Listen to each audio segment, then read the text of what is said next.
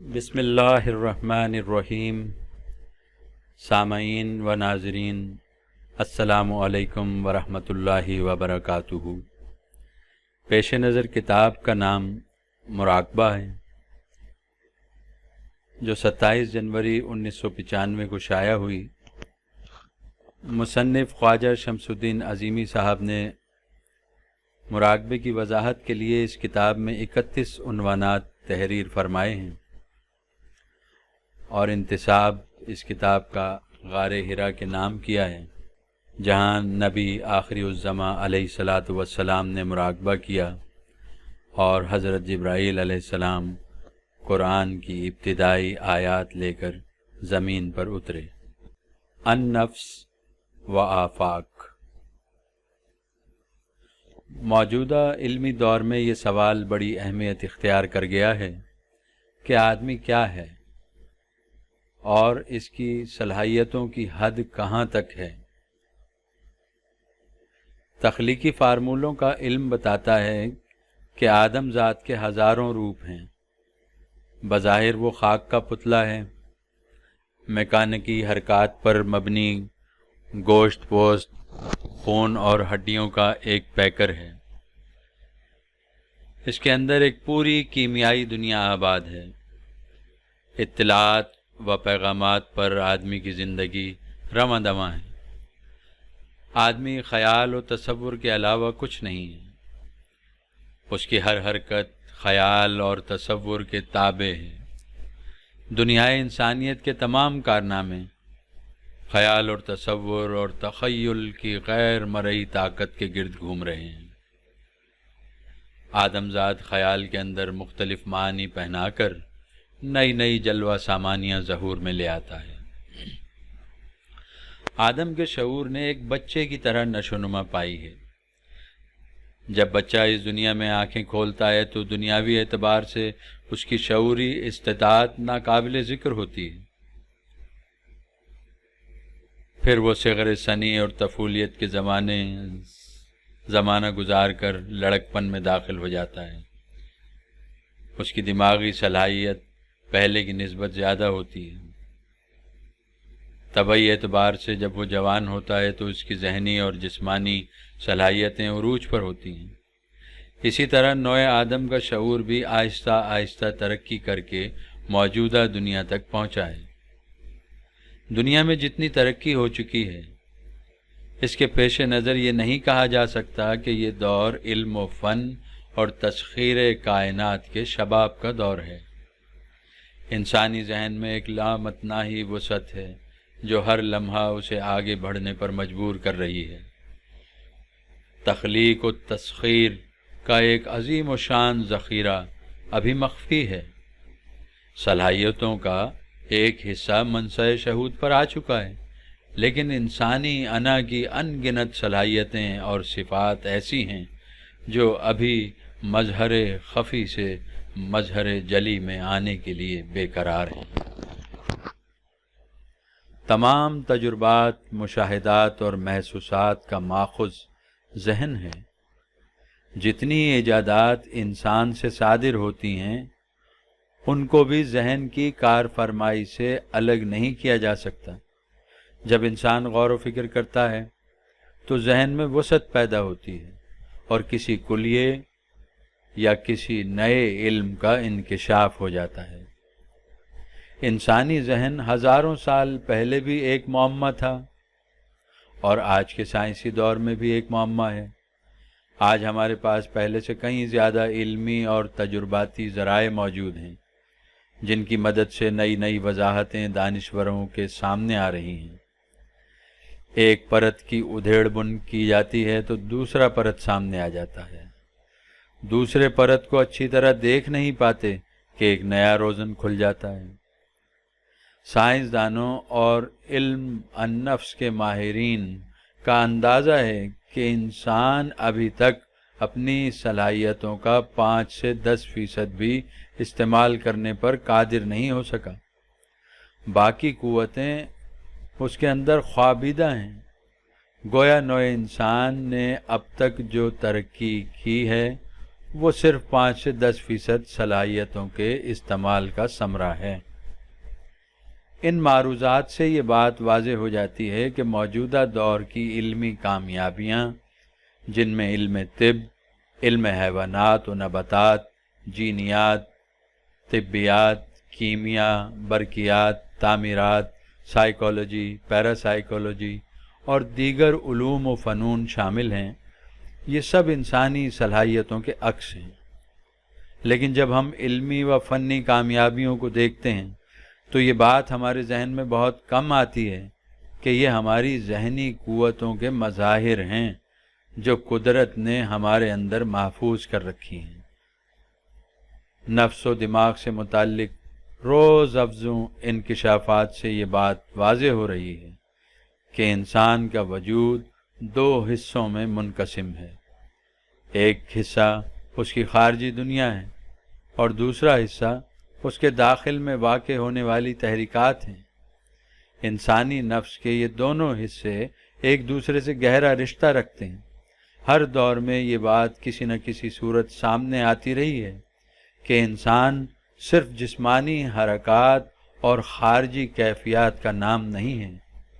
انسان کے اندر ایک دائرہ مادی تحریکات سے آزاد ہے اور اسی دائرے سے تمام خیالات و افکار مادی دائرے کو ملتے ہیں۔ یہ دائرہ اصل انسان ہے اور اسے عرف عام میں روح کہا گیا ہے۔ اہل روحانیت نے اس بات کی طرف توجہ دلائی ہے کہ اگر آدمی اپنے قلب، اپنے من کے اندر سفر کرے تو اس کے اوپر روح کی قوتوں کا انکشاف ہو جاتا ہے۔ تمام آسمانی صحائف نے انسان کی غیر معمولی صفات کا تذکرہ کیا ہے۔ کتب سماوی کے مطابق انسان بظاہر گوشت پوست سے مرکب ہے، لیکن اس کے اندر ایسی انرجی یا ایسا جوہر کام کر رہا ہے جو خالق کی صفات کا عکس ہے۔ اس جوہر کو روح کا نام دیا گیا ہے اور اسی روح کے ذریعے انسان کو کائناتی علوم حاصل ہیں۔ آسمانی کتابوں نے انسان کی تمام حسیات اور واردات کو 2 حصوں میں تقسیم کیا ہے اور انہیں آفاق و النفس کہا ہے۔ آفاق ان مادی مظاہرات کا نام ہے جو خارج میں نظر آتے ہیں، جبکہ النفس ان خد و خال کا مجموعہ ہے جو کائنات کی داخلی زندگی ہے۔ النفس کے بارے میں انسانی علم ابھی تکمیل و ترقی کے ابتدائی مراحل میں ہے۔ چند 100 سال پہلے علوم طبعی کے انکشافات اور تجربات سحر و طلسم کی حیثیت رکھتے تھے۔ چند 100 سال پہلے علوم طبعی کے انکشافات و تجربات سحر و طلسم کی حیثیت رکھتے تھے اور ان پر بے یقینی اور پراسراریت کے پردے پڑے ہوئے تھے، لیکن آج ہم ان علوم سے حقیقت ثابتہ کی طرح روشناس ہیں۔ فی زمانہ یہی حال روح یا النفس کے علوم و حقائق کا ہے۔ انسان کے اندر 5 حواس بصارت، سماعت، گفتار، شامہ اور لمس کام کرتے ہیں۔ ان میں سے ہر حص کی ایک تعریف اور ایک دائرہ عمل ہے۔ کوئی حص ایک حد سے باہر عمل نہیں کر سکتی۔ مثلا ہم آنکھوں سے چند میل زیادہ دور نہیں دیکھ سکتے، کانوں سے ایک خاص طول موج سے کم یا زیادہ کی آوازیں نہیں سن سکتے، کسی چیز کے قریب جائے بغیر اسے چھو نہیں سکتے۔ انسان کے یہ 5 حواس مادی رخ میں محدود ہیں لیکن روحانی دائرے میں لامحدود ہیں۔ حواس کا روحانی دائرہ عام طور پر مخفی رہتا ہے۔ اس دائرے میں بصارت فاصلے کی پابندی سے آزاد ہو جاتی ہے۔ کان ہر طول موج کی آوازیں سن سکتے ہیں۔ قوت بیان الفاظ کی محتاج نہیں رہتی۔ انسان گفتگو کیے بغیر کسی کے خیالات جان سکتا ہے اور اپنے خیالات اس تک پہنچا سکتا ہے۔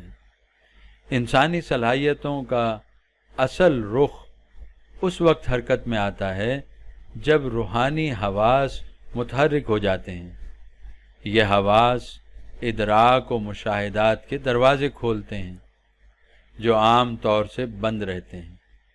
انہی حواس سے انسان آسمانوں اور کہکشانی نظاموں میں داخل ہوتا ہے۔ غیبی مخلوقات اور فرشتوں سے اس کی ملاقات ہوتی ہے۔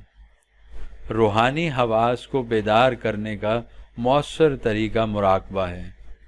مراقبہ ایک مشق ہے، ایک طرز فکر ہے اور ایک ایسی ذہنی کیفیت کا نام ہے جو خوابیدہ حواس کو بیدار اور متحرک کر دیتی ہے۔ مراقبہ کے ذریعے ان قوتوں کو تسخیر کیا جاتا ہے جو مادی حواس سے ماورا ہیں۔ مراقبے سے ماورائی صلاحیتیں روشن ہو جاتی ہیں۔ مراقبہ ہر زمانے میں کسی نہ کسی شکل میں رائج رہا ہے۔ روحانی، نفسیاتی اور طبی حیثیت سے مراقبے کے بے شمار فوائد ہیں۔ مراقبہ ذہنی انتشار کو ختم کر کے یکسوئی بخشتا ہے، نفسیاتی الجھنوں اور پیچیدگیوں سے محفوظ رکھتا ہے، امراض کو قریب آنے سے روکتا ہے۔ مراقبے سے انسان کو سکون اور اطمینان قلب کی دولت مل جاتی ہے۔ منفی رجحانات اور جذبات پر کنٹرول حاصل ہو جاتا ہے۔ انسان اس قابل ہو جاتا ہے کہ زندگی کے معاملات میں بہتر کارکردگی کا مظاہرہ کر سکے۔ تمام مذاہب کی عبادات میں مراقبہ کا عنصر موجود ہے۔ ایسی عبادت پر زور دیا گیا ہے جس میں یکسوئی، گہرائی اور ارتکاز توجہ ہو۔ مراقبے کے بارے میں جو کچھ اجمالاً عرض کیا گیا ہے، آنے والے صفحات میں ہم اس پر تفصیل سے روشنی ڈالیں گے اور یہ بتائیں گے کہ مراقبہ کیا ہے اور مراقبے کے ذریعے انسان اپنی مخفی قوتوں کو کس طرح بیدار کر سکتا ہے۔ ارتکاز توجہ۔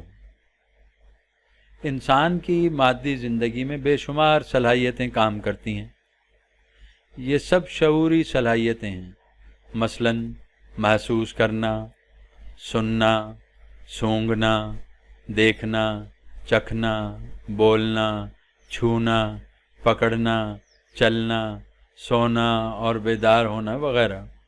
اس ضمن میں بہت سے علوم و فنون بھی آ جاتے ہیں، مثلاً مصوری، کتابت، طباعت، تکنیکی علوم، موسیقی، ادب، شعر و شاعری، تاریخ، سائنس اور دھات سازی وغیرہ۔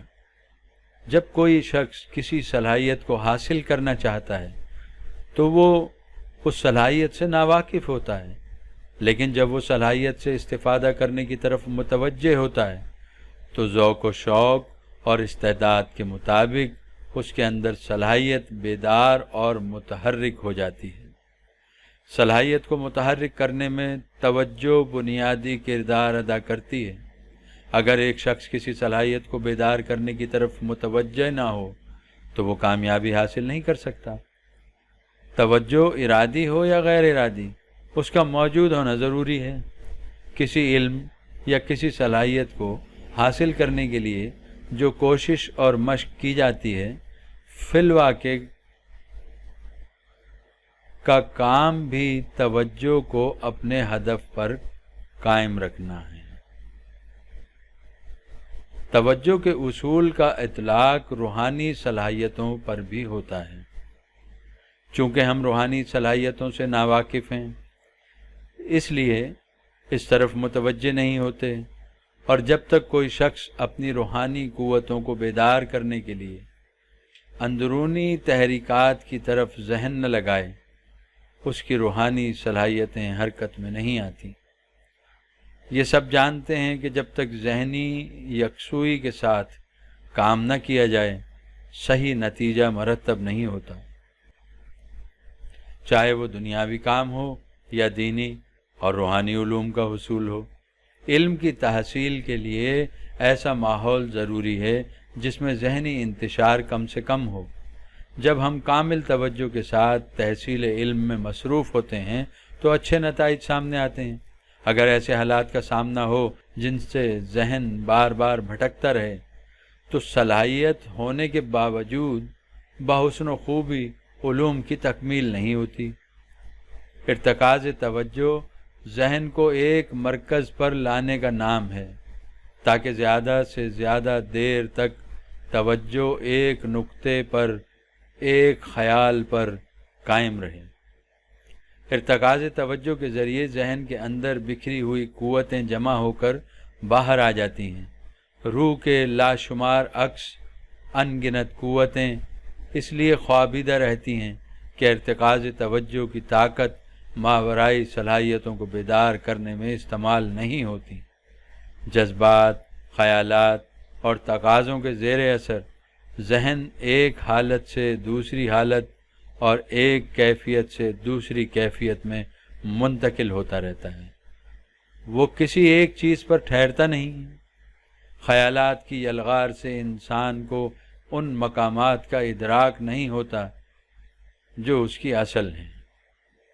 مثال، ریڈیو اسٹیشن سے نشریات لہروں کے ذریعے فضا میں منتقل ہو جاتی ہیں۔ ان لہروں کی مخصوص فریکوینسی ہوتی ہے۔ مختلف جگہوں پر ریڈیو سیٹ جو دراصل ریسیور ہیں ان لہروں کو وصول کرتے ہیں۔ وصول کرنے کے لیے ضروری ہے کہ ریڈیو سرکٹ کی فریکوینسی وہی ہو جو نشریاتی لہروں کی ہے۔ جب دونوں فریکوینسی یکساں ہو جاتی ہیں تو ریسیور آواز پکڑ لیتا ہے۔ دنیا کے مختلف اسٹیشن اپنے اپنے پروگرام الگ الگ فریکوینسی پر نشر کرتے ہیں۔ ہم جس اسٹیشن کی نشریات سننا چاہتے ہیں اس کی فریکوینسی کو سیٹ کر کے سن لیتے ہیں۔ اگر فریکوینسی میں یکسانیت نہ ہو تو آواز موصول نہیں ہوتی۔ اسی طرح اگر درمیان میں رکاوٹیں یا مزاحمت ہو تو بھی آواز صاف سنائی نہیں دیتی۔ ٹی وی میں آواز کے ساتھ تصویر بھی نشر ہوتی ہے۔ مختلف چینل پر ہم نشریات کو نہ صرف سنتے ہیں بلکہ اسکرین پر تصویری صورت میں دیکھتے بھی ہیں۔ آدمی کا شعور دراصل ریسیور ہے۔ ذہن کی انتہائی گہرائی میں موجود مرکز یا منبع کی اطلاعات مختلف صورتوں میں شعور کی اسکرین پر نشر ہوتی ہیں۔ بعض اطلاعات مناظر کی شکل میں ڈسپلے ہوتی ہیں، کچھ تصور کی حیت میں اور بعض خیال کی نوعیت میں سامنے آتی ہیں، دیگر آواز کے ذریعے حاصل ہوتی ہیں۔ یہ بات ہم سب کے تجربے میں ہے کہ خیالات ہمارے اختیار کے بغیر ذہن میں وارد ہوتے رہتے ہیں۔ کوئی لمحہ ایسا نہیں گزرتا جب ذہن میں کوئی خیال نہ ہو۔ بھوک پیاس کا تقاضا بھی خیال ہے، سونے جاگنے کا رجحان بھی خیال ہے، خوشی غم اور دیگر جذبات بھی خیالات ہیں۔ نہ صرف خیالات و تصورات بلکہ سماعت، بصارت، شامہ اور لمس بھی اطلاع کے علاوہ کچھ نہیں ہے۔ ہماری پوری زندگی خیالات کے گرد گھوم رہی ہے، اور جب دماغ میں خیالات کی تشکیل کا عمل ختم ہو جاتا ہے تو جسم پر موت وارد ہو جاتی ہے۔ قانون، خیالات میں گہرائی پیدا ہوتی ہے تو وہ مظہر کا روپ اختیار کر لیتے ہیں۔ اگر زندگی خیالات سے الگ کوئی چیز ہوتی تو ہم خیالات سے کبھی متاثر نہیں ہوتے۔ خوشی کا خیال آتا ہے تو ہمارے اندر فرحت اور طمانینت کی لہر دوڑ جاتی ہے۔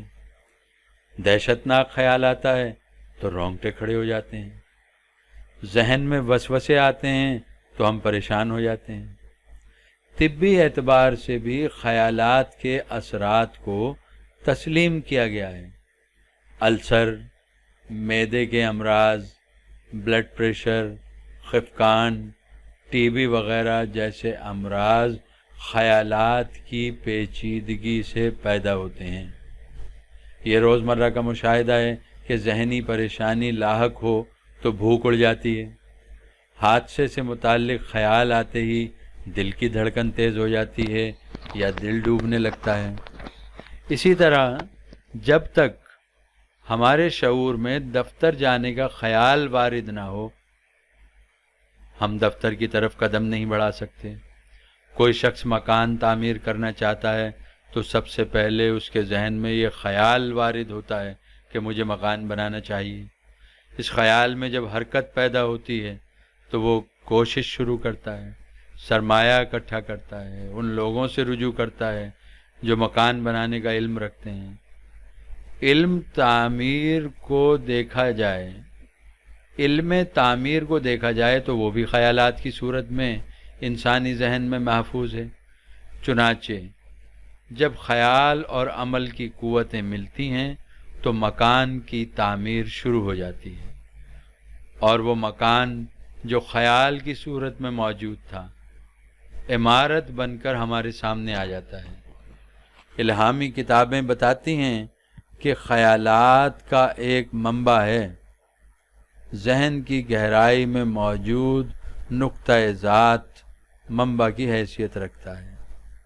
اس سورس سے لاشمار اطلاعات، خیالات ہر لمحہ اور ہر آن نشر ہوتی رہتی ہیں، لیکن شعوری ریسیور تک پہنچنے والی اطلاعات نہ صرف بہت کم ہوتی ہیں بلکہ ان میں محدودیت داخل ہو جاتی ہے۔ یہی اطلاعات اس کا علم و حافظہ بن جاتی ہیں، اور انہی کو ہم شعور کہتے ہیں۔ زیادہ اور وسیع اطلاعات کو حاصل کرنے کے لیے ہمارے اندر ذہنی یکسوئی کا ہونا ضروری ہے۔ جب ہماری فکر یکسوئی کے ساتھ اپنے نقطۂ ذات یا منبع اطلاعات کی طرف صعود کرتی ہے تو درجہ بدرجہ اسے ایسی اطلاعات کا مشاہدہ ہوتا ہے جو عام طور پر حواس کی گرفت میں نہیں آتی۔ نشر ہونے والی اطلاعات کی آخری محدودیت ہی دراصل شعور ہے۔ زیادہ اور وسیع اطلاعات حاصل کرنے کے لیے لاشعور کا مطالعہ کرنا ضروری ہے۔ طبعی یا سائنسی علوم میں کوئی فارمولہ یا ایجاد یا انکشاف ایک نئی اطلاع ہوتی ہے۔ سائنسدان یا معجد جب تک لاشعور میں داخل نہ ہو اسے کوئی نئی بات معلوم نہیں ہوتی۔ وہ دنوں، مہینوں، سالوں کسی ایک نقطے پر غور کرتا ہے۔ یہ غور و فکر اسے شعور کے پس پردہ لاشعور میں دھکیل دیتا ہے، جس کے نتیجے میں کوئی ایجاد مظہر بن جاتی ہے۔ پہلے معجد کے ذہن میں کسی ایجاد سے متعلق کوئی خیال آتا ہے اور اس کا ذہن اس خیال میں مرکوز ہو جاتا ہے۔ جوں جوں ذہن خیال کی گہرائی میں سفر کرتا ہے، اسی مناسبت سے خیال میں وسعت پیدا ہوتی رہتی ہے اور خیال کے اندر نقش و نگار کی داغ بیل پڑ جاتی ہے۔ نتیجے میں وہ چیز مظہر بن کر سامنے آ جاتی ہے۔ مثلا انسان کے ذہن میں پرندے کو اڑتا دیکھ کر یہ خیال آیا کہ اسے بھی فضا میں پرواز کرنا چاہیے۔ فضا میں پرواز کا تجسس برابر اس کی رہنمائی کرتا رہا۔ ایک نسل ختم ہوئی تو اس نے اپنا شعوری ورثہ دوسری نسل کو منتقل کر دیا۔ انسان نے پہلے پرندے کے پر جوڑ کر بازو پر باندھے اور اڑنے کی کوشش کی، لیکن کامیابی نہیں ہوئی۔ ناکامی سے انسان مایوس نہیں ہوا، بلکہ پرواز کے خیال کو عملی جامہ پہنانے کی مسلسل کوشش کرتا رہا۔ رفتہ رفتہ پرواز کے قوانین ذہن میں منکشف ہونے لگے۔ ہوا کا دباؤ اور حرکات کا علم اس پر ظاہر ہو گیا اور وہ ایسی مشین بنانے میں کامیاب ہو گیا جو فضا میں پرواز کرتی ہے۔ علی ھذا القیاس دنیا کے تمام علوم و ایجادات کا ایک ہی قانون ہے، وہ یہ کہ جب ذہن تمام تر صلاحیتوں کے ساتھ کسی ایک بات کی طرف متوجہ ہو جائے تو اس کی تفصیلات ذہن پر منکشف ہونے لگتی ہیں۔ جب فکر انسانی خارجی عوامل میں سفر کرتی ہے تو خارجی علوم کا انکشاف ہوتا ہے، اور جب داخل میں سفر کرتی ہے تو داخل کے علوم و انکشافات تجربے میں آتے ہیں۔ ایک بچے کا شعور بالغ شخص کے شعور سے الگ ہوتا ہے۔ بچہ جب پیدا ہوتا ہے تو وہ اپنے ماحول سے متعلق کچھ نہیں جانتا، اس کی بصارت کسی شے پر ٹھہرتی ہے اور نہ سماعت ماحول کی آوازوں میں معنی پہنا سکتی ہے، وہ بول سکتا ہے، اور نہ ہی فاصلے اور وقت کے احساسات اس کے اندر کار فرما ہوتے ہیں۔ آہستہ آہستہ بچہ وہ سب کچھ سیکھ لیتا ہے جو اس کے ماحول میں رائج ہے، حتیٰ کہ سوچنے سمجھنے کی تمام طرزیں اسے ماحول میں من و ان منتقل ہو جاتی ہیں۔ اس طرز انتقال میں بچے کا ارادہ بھی کام کرتا ہے، لیکن ایک بڑا حصہ وہ علم ہے جو ماحول کے افراد سے غیر ارادی طور پر اس کے اندر منتقل ہو جاتا ہے۔ بچہ مادری زبان بغیر کسی تعلیم کے سمجھنے اور بولنے لگتا ہے، اسی طرح وہ ماحول میں موجود اشیاء کے معنی اور ان کا استعمال بھی سمجھنے لگتا ہے۔ انتہا یہ کہ ایک بچہ کم و بیش وہی کچھ دیکھنے، سمجھنے اور محسوس کرنے لگتا ہے جو اس کے بزرگوں کا علم اور شعور ہے۔ جوانی کو پہنچتے پہنچتے اس کے شعوری ذخیرے میں وہ تمام باتیں جمع ہو جاتی ہیں جنہیں استعمال کر کے وہ انہی طرزوں میں زندگی گزارتا ہے جو اس کے معاشرے میں رائج ہیں۔ شعور کو ایک آئینے سے تشبیہ دی جا سکتی ہے جس پر روشنیوں کا عکس پڑتا ہے، اور شعور اپنے علم و دلچسپی کی بدولت مخصوص روشنیوں کو جذب کر لیتا ہے۔ جن روشنیوں کو جذب کرتا ہے وہ شعور کے پردے پر رک جاتی ہیں، آدمی انہیں دیکھتا اور محسوس کرتا ہے، لیکن جو روشنیاں شعور کے پردے میں سے گزر جاتی ہیں آدمی انہیں نہیں دیکھتا۔ مثال، اگر ایک صاف شفاف ٹرانسپیرنٹ شیشہ نگاہ کے سامنے ہو اور آدمی کو شیشے کی موجودگی کا علم نہ ہو تو وہ اسے نہیں دیکھ سکتا۔ اس کی وجہ یہ ہے کہ روشنی شیشے میں سے گزر جاتی ہے اور انعکاس کا عمل واقع نہیں ہوتا، اور جب انعکاس نہیں ہوتا تو آنکھ اسے نہیں دیکھتی۔ کئی بار ایسا ہوتا ہے کہ آدمی کے سامنے شیشے کا دروازہ ہے لیکن آدمی گزرتا چلا جاتا ہے اور شیشے سے ٹکرا جاتا ہے۔ شیشے سے ٹکرانے کے بعد اسے نظر آ جاتا ہے کہ سامنے شیشہ ہے۔ شعور کے اندر تخلیقی طور پر یہ صلاحیت موجود ہے کہ جب وہ کسی چیز کی طرف متوجہ ہوتا ہے تو وہ روشنیوں کو جذب کرنے لگتا ہے، اور وہ روشنیاں جو ابھی تک نامعلوم تھیں شعور کی گرفت میں آ جاتی ہیں۔ اسی گرفت کو ہم علم، تجربہ، مشاہدہ وغیرہ کہتے ہیں۔ علم روحانیت کے مطابق غیب میں لامتناہی روشنیاں موجود ہیں۔ انہی روشنیوں میں کہکشانی نظام، سماوی مخلوق، خلا میں آبادیاں اور روحانی علوم و اسرار شامل ہیں۔ جب آدمی اپنے اندر میں متوجہ ہوتا ہے تو شعور کے آئینے پر باطنی اطلاعات، تصویریں بننے لگتی ہیں اور غیبی نقوش شعور کی گرفت میں آنے لگتے ہیں۔ رفتہ رفتہ وہ غیبی نقوش کو اس طرح سمجھنے اور محسوس کرنے لگتا ہے جیسے ایک بچہ بتدریج ماحول کو سمجھنے کے قابل ہو جاتا ہے۔ باطنی حواس کو بیدار کرنے میں ارادے کو بڑی اہمیت حاصل ہے۔ مراقبے میں بند آنکھوں کے سامنے اندھیرے کی سیاہ چادر کے پس پردہ یہ بات محفوظ ہوتی ہے کہ مظاہرات موجود ہیں، اور یہ علم اور یقین کی باطنی نگاہ کو متحرک کر دیتا ہے۔